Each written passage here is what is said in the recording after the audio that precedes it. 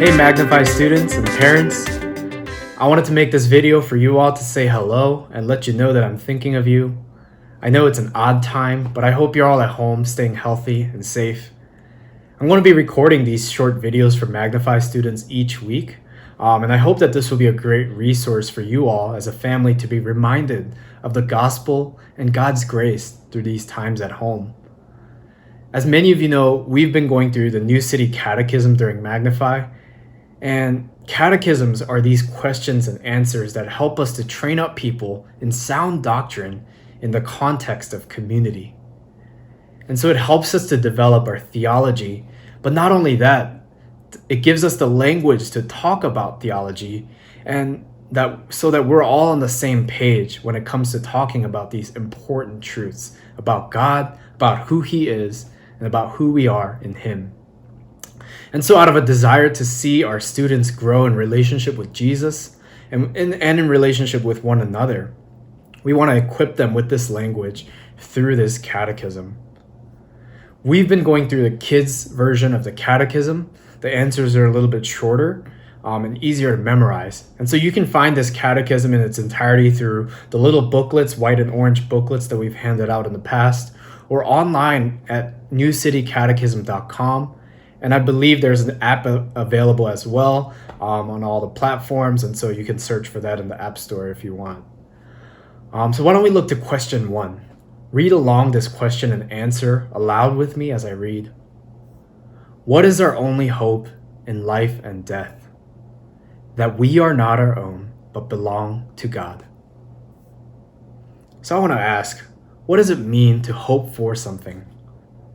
Well, when we hope for something, the way that we say like, I hope I can get that new bike, or I hope we can have ice cream after this or every meal.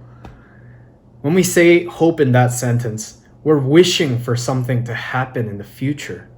You don't know if it'll happen for sure, but you hope it happens. It's not for real, it's wishing.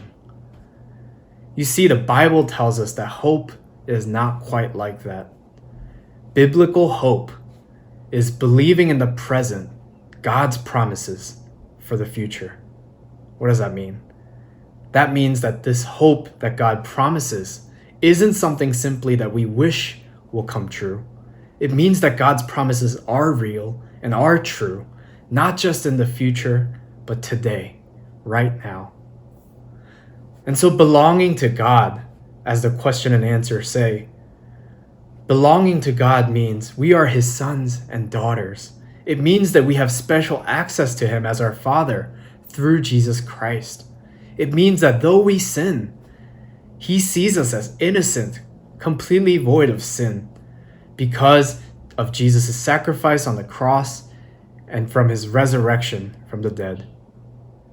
So this is our only hope in life and death. Belonging to God. That is our only hope. In every second of our lives, our identity as sons and daughters of God should give us security. It should give us comfort, peace, and rest in Him through all things.